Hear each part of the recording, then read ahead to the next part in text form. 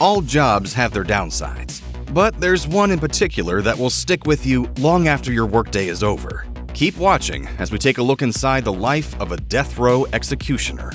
While regular jobs allow employees to relax at home after a hard day's work, the work of a death row executioner is far more complicated.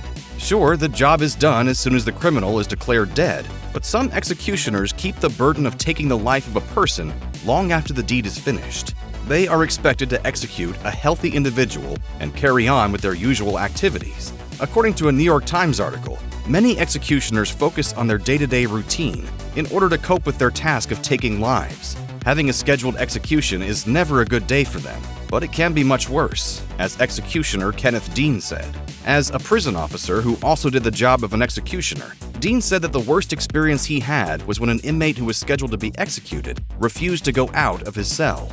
Dean and other officers had to forcibly get the inmate out of his cell, an act they call cell extraction. He said that he and other executioners he knows always question whether what they are doing is right or wrong, telling the Times, "Is what we do right? But if we didn't do it, who would do it?" It took about 30 seconds to remove him from the cell, and maybe an additional 60 seconds to actually strap him to the gurney. When executions are done, whether they are via lethal injection or, less commonly, the electric chair, the act is carried out by several individuals, and the prison warden is responsible for choosing a person for each task. As Robert Dunham of the Death Penalty Information Center said, nobody is responsible for everything. Furthermore, being an executioner is not a career, as there is no one individual with the sole job of taking death row inmates' lives. Those who are involved in the execution have other jobs within the prison system and are then called when an inmate is scheduled to be put to death. Still, although the responsibility is spread among them, some involved in executions come to later have a change of heart, citing the personal impact putting others to death had on them. Frank Thompson, the former superintendent of the Oregon State Penitentiary, eventually came to speak out against the death penalty.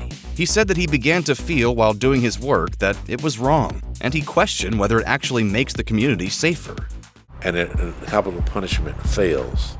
Because of the nature of the job, the identities of those who are part of the death team are kept secret. However, there are some who choose to tell their story after they have retired. One of those is Jerry Givens, who was interviewed by The Guardian in 2013 regarding the nature of his work.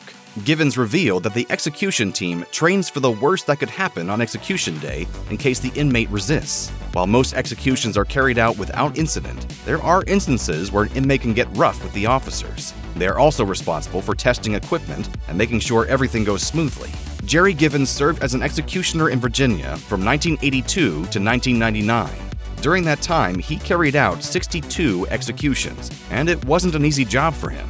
He told The Guardian, "I had to transform myself into someone who could go and take the life of another person. It's not an easy task to do." In the end, he said he regrets accepting the executioner job, and he became an activist fighting against the death penalty, telling the publication, "You can't tell me I can take the life of people and go home and be normal." He told the Washington Post that the case of Earl Washington, a man who was sentenced to death but eventually exonerated, influenced his perspective. If Washington had not been pardoned, Givens would have killed an innocent man. If that killer was still out there and then I took an innocent life, I'm in the same boat as predicament this guy's in.